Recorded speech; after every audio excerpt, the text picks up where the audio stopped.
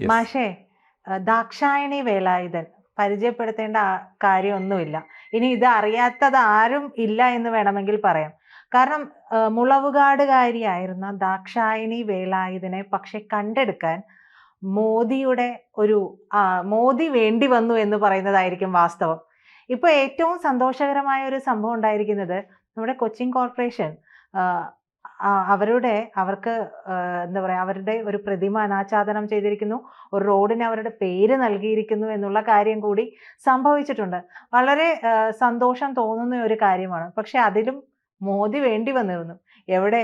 മുളവുകാട്ടുകാരിയായിരുന്ന അവരെ കണ്ടെത്താനായിട്ട്, അവരെ വീണ്ടും യുവതലമുറയ്ക്ക് മുമ്പിൽ അവരെ അവതരിപ്പിക്കാനായിട്ട് മോദി വേണ്ടി വന്നിരുന്നു എന്നുള്ളത് കൂടിയില്ലേ? തീർച്ചയായിട്ടും അതൊരു ചരിത്രം തന്നെയാണ് കേട്ടോ. മോദി കഴിഞ്ഞ സ്വാതന്ത്ര്യദിന പ്രഭാഷണത്തിൽ അന്ന് നമ്മൾ ചർച്ച ചെയ്തതാണ്. സ്വാതന്ത്ര്യദിന പ്രഭാഷണത്തിൽ എടുത്തു പറഞ്ഞൊരു പേര്, ഇന്ത്യയുടെ പുതിയ നൂറ്റാണ്ട്, പുതിയ കാലം, പുതിയ തലമുറ മാതൃകയാക്കേണ്ട ഒരു വനിതയുടെ ഒരു മഹതിയുടെ പേര് ഉയർത്തി. അത് ചെങ്കോട്ടയിൽ നിന്ന് ഒരു പ്രധാനമന്ത്രി വിളിച്ചു പറയുമ്പോൾ കൊച്ചിക്കാർക്കും കേരളീയർക്കും മാത്രമല്ല, അത് മനസാക്ഷിയുള്ള എല്ലാ മനുഷ്യർക്കും, പ്രത്യേകിച്ച് അമ്മമാരുടെ എല്ലാ മക്കൾക്കും, എല്ലാ അമ്മമാർക്കും അമ്മമാരുടെ മക്കൾക്കും ഒക്കെ വലിയ ആവേശം ഉണ്ടാക്കുന്ന ഒരു സംഗതിയാണ്.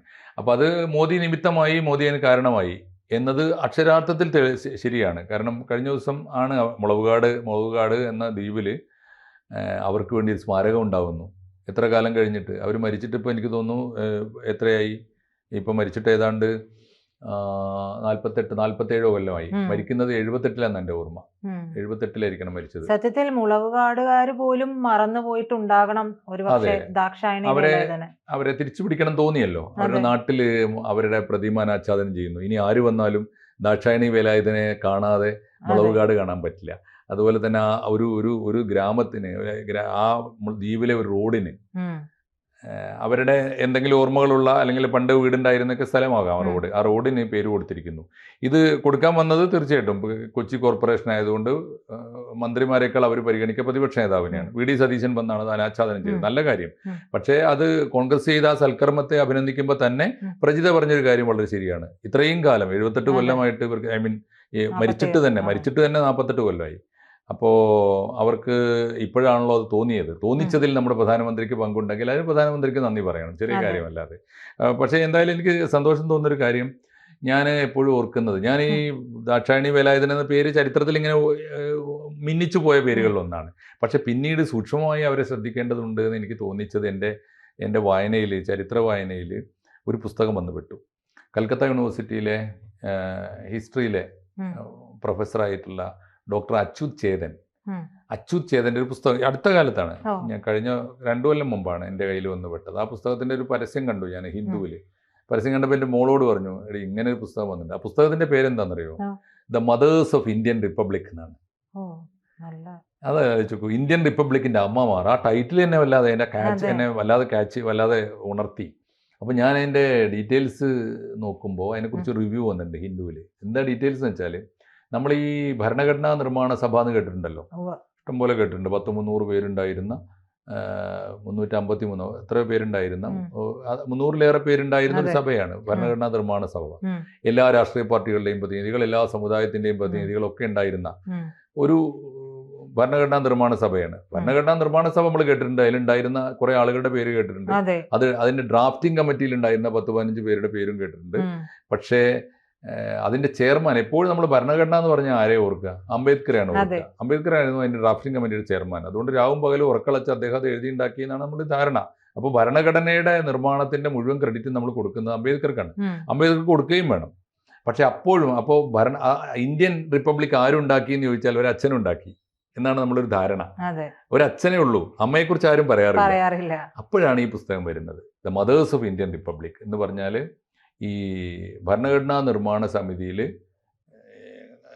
ആവുന്നത്ര കഷ്ടപ്പെട്ട് നമ്മുടെ ഭരണഘടനയിലെ ലിംഗനീതി ഉറപ്പുവരുത്താനും നമ്മുടെ ഭരണഘടന പരമാവധി ഈക്വാലിറ്റി ഉണ്ടാക്കാനും ഒക്കെ വേണ്ടി കോൺട്രിബ്യൂട്ട് ചെയ്ത, പഠിച്ച് രേഖകളുമൊക്കെ സമർപ്പിച്ച് ഈ ഭരണഘടനാ നിർമ്മാണ സമിതിയിൽ നിരന്തരമായി സംസാരിച്ച് ഇടപെട്ട സ്ത്രീകളുടെ എണ്ണമാണ്.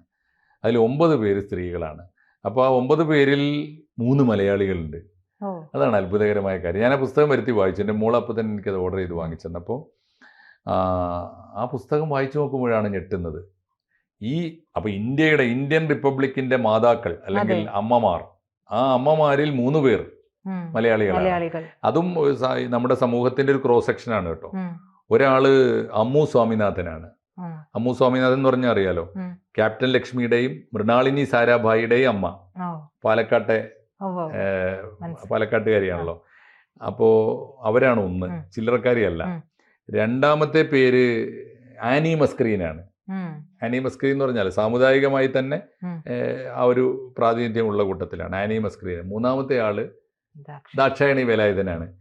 ഇതിൽ മൂന്നാമത്തെ പേരല്ല ദാക്ഷായണി വേലായുധൻ്റേത്, അതാണ് ആദ്യം പറയേണ്ടത് എന്നാണ് മോദിജി ചൂണ്ടിക്കാണിച്ചു തന്നത്. അപ്പോൾ എനിക്ക് നോക്കുമ്പോൾ വളരെ കറക്റ്റാണ്. ഈ ദാക്ഷായണി വേലായുധൻ അന്ന് അറിയാലോ, ഈ നമ്മുടെ നാട്ടിലെ ജാതീയമായും സാമൂഹികമായും പിന്നോക്കാവസ്ഥ അങ്ങനെ ഒരു സമുദായമാണ്. പുലയ സമുദായത്തിലാണ്. പുലയ സമുദായത്തിൽ പിറന്ന ദാക്ഷായണി അന്നത്തെ പ്രത്യേകത എന്താണെന്നറിയോ?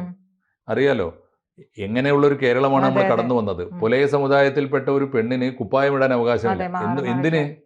മറക്കാൻ അവകാശമില്ല. ഒരു മേൽമുണ്ട് പോലും, ഒരു മുണ്ട് ഉടുക്കാമെന്നല്ലാതെ വേറൊരു മുണ്ട് കൊണ്ട് പുതക്കാൻ പാടില്ല. മേൽമുണ്ട് ധരിക്കാൻ അവകാശമില്ല. അങ്ങനെ ഒരു സമൂഹത്തിൽ ആദ്യമായി കുപ്പായമിട്ട ഇന്ത്യാ ചരിത്രത്തിൽ ആദ്യമായി കുപ്പായമിട്ട പുലയ സ്ത്രീയാണ് അവർ. ചെറിയ വിപ്ലവമല്ല. 2, ഇവരെ സ്കൂളിൽ കടത്തൂല. സവർണന്മാർക്ക് മാത്രമേ സ്കൂളിൽ പ്രവേശിക്കാൻ പാടുള്ളൂ. അന്നാണല്ലോ പഞ്ചമിയെ സ്കൂളിൽ ചേർക്കാൻ വേണ്ടി അയ്യങ്കാളി വലിയ കലാപം ഉണ്ടാക്കിയ കാലം. ആ കാലത്ത് ഇവർ സ്കൂളിൽ പഠിച്ചു എന്ന് മാത്രമല്ല, ഇവർ ഡിഗ്രി ഇന്ത്യയിൽ ആദ്യമായി ഡിഗ്രി എടുത്ത പട്ടികജാതിക്കാരിയാണ് അവർ. പട്ടികജാതി സ്ത്രീയാണ് ഇന്ത്യയിൽ. അപ്പോൾ ചില്ലറ വിപ്ലവമല്ല. അങ്ങനെയാണ് അവർ അധ്യാപികയായി. പിന്നെ അതാണ് ആജന്മ വിപ്ലവകാരിയാണ്. എന്നിട്ട് പിന്നെ അവർ അധ്യാപികയായിരുന്നു. അത് കഴിഞ്ഞിട്ട് ഇവിടുത്തെ കൊച്ചി പ്രജാസഭയിലോ അംഗമായിരുന്നു. സ്വാതന്ത്ര്യ സമരത്തിൽ പങ്കെടുത്തു അവർ. അവരുടെ ഭർത്താവ് വേലായുധൻ എന്ന് പറയുന്ന ഒരാൾ. അപ്പോൾ 5 മക്കളുണ്ട് അവർക്ക്. 4 ആൺകുട്ടികളും ഒരു പെൺകുട്ടിയൊന്നും എൻ്റെ ഓർമ്മ, ഞാൻ വായിച്ച കുറേ വർഷങ്ങളായി ഇപ്പോൾ എൻ്റെ ഓർമ്മയിൽ. അപ്പോൾ എന്തായാലും അങ്ങനെ ഒരാളാണ്. അങ്ങനെ ഒരാളുടെ പേര് നരേന്ദ്രമോദി പറഞ്ഞിരിക്കുന്നു. നരേന്ദ്രമോദി പറഞ്ഞു എന്ന് പറഞ്ഞാൽ നിങ്ങൾ ആദ്യം പക്ഷേ വല്ലാത്ത വർക്കാണ് കേട്ടോ അത്. ഇന്ന് ഇന്ത്യൻ പ്രധാനമന്ത്രിക്ക്, അതും ഗുജറാത്തുകാരനായ പ്രധാനമന്ത്രി, നോർത്ത് ഇന്ത്യയാണ് ഇവരുടെ അദ്ദേഹത്തിൻ്റെ രാഷ്ട്രീയത്തിൻ്റെ അടിത്തറ.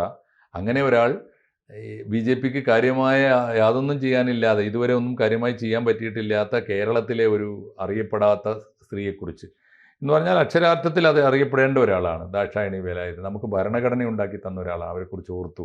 ഇതിനിടയിൽ എനിക്ക് പറ്റിയൊരു അബദ്ധം ഞാൻ പറഞ്ഞുതരാം. നമ്മൾ അന്നത്തെയാണോ ഏതോ ഒരു ടോക്കിൽ ഞാൻ ഒരു സ്ലിപ്പായിട്ട് ഈ പുസ്തകം എന്നെ ആവേശിച്ചതിന് ശേഷം ഞാൻ ദാക്ഷായണി വേലായുധനെ കുറിച്ച് എത്രയോ വേദികളിൽ പറഞ്ഞിട്ടുണ്ട്. അതിനിടയിൽ ABCയുടെ ടോക്കിൽ അവർ പിന്നോക്ക സമുദായക്കാരിയാണെന്നോ അറിയാതെ ഈഴവ സ്ത്രീയാണെന്നോ എന്തോ പറഞ്ഞു പോയി. അതും അപ്പോഴാണ് നമ്മളെ മനുഷ്യൻ്റെ ഇത് കേൾക്കുന്ന നമ്മുടെ പ്രേക്ഷകർ എന്തുമാത്രം സൂക്ഷ്മതയോടെ ശ്രദ്ധിക്കുന്നു എന്ന് മനസ്സിലായി. ഒന്ന്, ഈ ശ്രദ്ധിക്കുന്ന എല്ലാ മനുഷ്യൻ്റെയും ഉള്ളിൽ ആഴത്തിൽ എത്ര ജാതി ഉണ്ട് എന്ന് മനസ്സിലായി. എത്ര പേരാ വിളിച്ചതെന്ന് അറിയോ? ചിലർക്ക് എന്താ പരാതി എന്ന് വെച്ചാൽ, ഞങ്ങളുടെ സമുദായത്തിലെ പ്രധാനപ്പെട്ട ഒരു ഗംഭീര വനിതയെ നിങ്ങൾ കൊണ്ടുപോയി ഈഴവന്മാർക്ക് കൊടുത്തോന്ന് ഒരു ഒരു ചോദ്യം. എന്നിട്ട് വേറെ ഒരു കൂട്ടരുടെ കമന്റ് എന്ന് വെച്ചാൽ, ഇതൊന്നും എന്നോട് നേരിട്ട് പറയല്ല, പല വാളുകളിലായിട്ട് പലരും നമ്മുടെ ടോക്ക് എടുത്ത് കൊടുത്തിട്ട് അതിന് കൊടുക്കുന്ന കമന്റാണ്. വേറൊരു കൂട്ടര്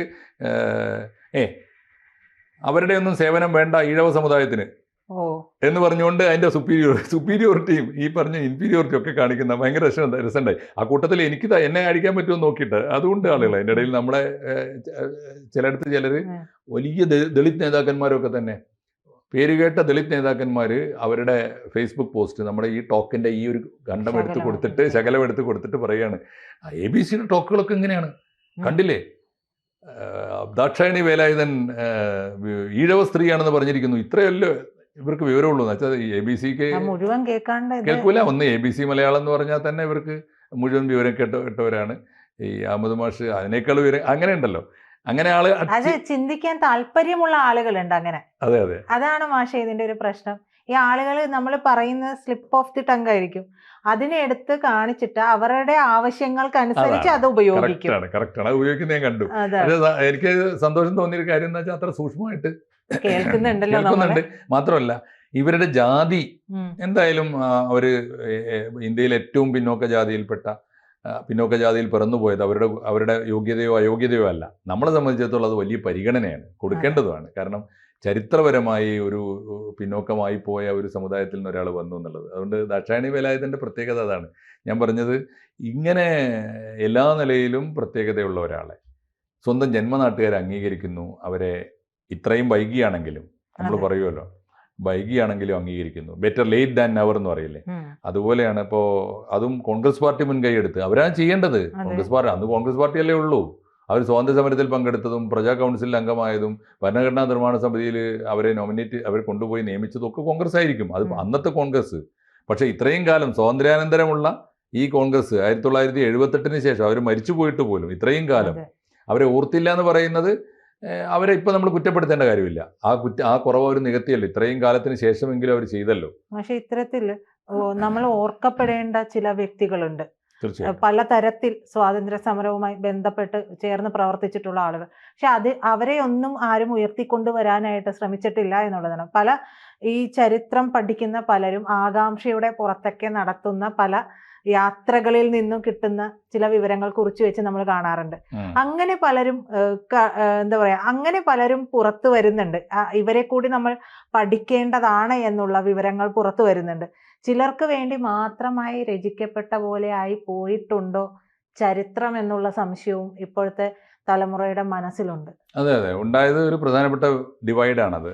ചരിത്രം നിർമ്മിച്ചവരും ചരിത്രം രചിക്കുന്നവരും തമ്മിലുള്ള. ചരിത്രം നിർമ്മിക്കുന്നത് ദാക്ഷായണി വേലായുധനും അങ്ങനെയുള്ള എത്രയോ പേര്, അയ്യങ്കാളി എല്ലാവരും ഉണ്ട്. ഈ കേരളത്തിന്റെ തന്നെ ചരിത്രം എടുക്കുമ്പോൾ വലിയൊരു ചരിത്രം ഉണ്ടല്ലോ. അയ്യങ്കാളി തൊട്ട് ശ്രീനാരായണ ഗുരുദേവൻ, അത് തന്നെ ഒന്നാം നിരയിലുള്ളത്. ഇപ്പോൾ അടുത്ത കാലത്തല്ലേ, ഞാൻ ചോദിക്കട്ടെ, ആറാട്ടുപുഴ വേലായുധ പണിക്കരെ കുറിച്ച് എന്നാ നമ്മൾ അറിഞ്ഞത്? ഒരു സിനിമ വന്നത് എന്നാ? കഴിഞ്ഞ കൊല്ലാണ് അല്ലേ, 2 കൊല്ലം മുമ്പ് അല്ലേ? അങ്ങനെ ഒരാളുണ്ടായിരുന്നു, അങ്ങനെ ഒരു അതുല്യനായ പോരാളി ഉണ്ടായിരുന്നു, നമ്മൾ അറിയേണ്ടത്. അപ്പോൾ അതിൻ്റെ അർത്ഥം നീ പറഞ്ഞത് ശരിയാണ്. ആരെങ്കിലുമൊക്കെ എവിടെയെങ്കിലുമൊക്കെ കണ്ടുമുട്ടും. ചരിത്രത്തിന്റെ തെരുവിൽ എവിടെയെങ്കിലും ഇങ്ങനെ ഈ തേച്ചു മിനുക്കിയാൽ കാന്തിയും മൂല്യവും വാച്ചിടും കല്ലുകൾ ഭാരതാംബേ താണു കിടക്കുന്നു നിൻ കുക്ഷിയിൽ ചാണ കാണാതെ 6-7 കോടിയെന്നും എന്ന് ഈ പറഞ്ഞ സമുദായത്തെക്കുറിച്ചാണ്, അധസ്ഥിത സമുദായങ്ങളെക്കുറിച്ചാണ് കുമാരനാശാൻ ദുരവസ്ഥയിൽ പറഞ്ഞത്. അപ്പോൾ അതിൻ്റെ ബാക്കിയാണ് മറ്റേ വിഖ്യാതമായ വരികൾ. തൊട്ടുകൂടാത്തവർ തീണ്ടിക്കൂടാത്തവർ ദൃഷ്ടിയിൽപ്പെട്ടാലും ദോഷമുള്ളവർ കെട്ടില്ലാത്തവർ തമ്മിൽ ഉണ്ണാത്തവരിങ്ങനെ ഒട്ടല്ലഹോ ജാതി കോമരങ്ങൾ എല്ലാറ്റിലും തുച്ഛമല്ലോ ചെറുമക്കൾ. അവരെക്കുറിച്ചാണ് നമ്മൾ പറയുന്നത്. എല്ലാത്തിലും തുച്ഛമല്ലോ ചെറുമക്കൾ പുല്ലും അവർക്ക് വഴി വഴങ്ങ മറ്റുള്ളവർക്കായി ഉഴാനും നടുവാനും കറ്റ കൊയ്യാനും മെതിക്കുവാനും പറ്റുമി കൂട്ടരിരുകാലി മാടുകൾ മറ്റു കൃഷിപ്പണി ചെയ്യുവാനും എന്ന് ആശാൻ പറയുന്നുണ്ട്. ഞാൻ പറയുന്നത് അത്തരത്തിൽ ഉയർത്തിക്കൊണ്ടുവരുന്ന ഈ മണ്ണിലിങ്ങനെ ഈ രത്നക്കല്ലുകളാണ്. ഒന്ന് അരമെടുത്തിട്ട് ഒന്ന് ഉരസ് കഴിഞ്ഞാൽ ഭയങ്കര തിളക്കം വരും. അങ്ങനെ നമ്മുടെ ചരിത്രത്തിൽ ഒരുപാട് പേര് ഈ ചരിത്രത്തിൻ്റെ പൂഴിയിൽ, ചരിത്രത്തിൻ്റെ എന്താ പറയുക, നമ്മുടെ കുപ്പയിൽ ഒരുപാട് പേര് ഇങ്ങനെ മാഞ്ഞു കിടക്കുന്നുണ്ട്. അക്കൂട്ടത്തിൽ ഏറ്റവും ആദ്യം പുറത്തെടുക്കേണ്ട ഒരു പേര് തന്നെയാണ് ദാക്ഷായണി വേലായുധൻ. അത് എത്ര കാലം കഴിഞ്ഞിട്ടാണെങ്കിലും, ഇപ്പോൾ 48 കൊല്ലം കഴിഞ്ഞിട്ടാണെങ്കിലും അത് ഒരു ഇന്ത്യൻ പ്രധാനമന്ത്രി ചരിത്രത്തിൽ ആദ്യമായി ചെങ്കോട്ടയിൽ നിന്ന് ആ പേര് വിളിച്ചു പറയുന്നു. അതിലപ്പുറം ഒരു ആദരവ് എന്തൊക്കെ കൊടുക്കാനാണ്. അതിനുശേഷം അവരെ ആദരിക്കാൻ എല്ലാവരും രംഗത്ത് വരുന്നു. കൊച്ചി കോർപ്പറേഷൻ വരുന്നു, കേരളത്തിൻ്റെ പ്രതിപക്ഷ നേതാവ് വരുന്നു, ഇവിടുത്തെ മുഴുവൻ ഹൈബി ഈഡൻ ഉൾപ്പെടെയുള്ള കോൺഗ്രസ് നേതാക്കന്മാർ ചെല്ലുന്നു. നല്ലത്, എല്ലാവർക്കും നമുക്ക് നല്ല നമസ്കാരം പറയണം. കാരണം അവർ ചെയ്തിരിക്കുന്നത് ചരിത്രം എന്നോ അനുഷ്ഠിക്കേണ്ടിയിരുന്ന ഒരു കർമ്മത്തിൻ്റെ കടം വീട്ടലാണ്. ഈ കടം വീട്ടുന്ന ഘട്ടത്തിൽ അതിന് നിമിത്തമായ നരേന്ദ്രമോദിക്കും അതിൻ്റെ ആ വഴിയിൽ രാഷ്ട്രത്തിൻ്റെ ഉത്തമ വനിതകളെ, ഉത്തമ പുത്രന്മാരെ, ആണായാലും പെണ്ണായാലും അവരെ കണ്ടെത്തി ആദരിക്കാനുള്ള സന്മനസ് കാണിക്കുന്ന എല്ലാവരെയും നമുക്ക് ഈ സമയത്ത് അഭിനന്ദിക്കാം. ദാക്ഷായണി വേലായുധൻ്റെ ഓർമ്മകൾക്ക് മുമ്പിൽ നമുക്ക് ഓർമ്മപ്പൂക്കൾ അർപ്പിക്കാം. കൂടുതൽ വാർത്തകളും വിശേഷങ്ങളും നിങ്ങളിലേക്ക് എത്താൻ ABC മലയാളം സബ്സ്ക്രൈബ് ചെയ്യുക, ബെൽ ബട്ടണും അമർത്തുക.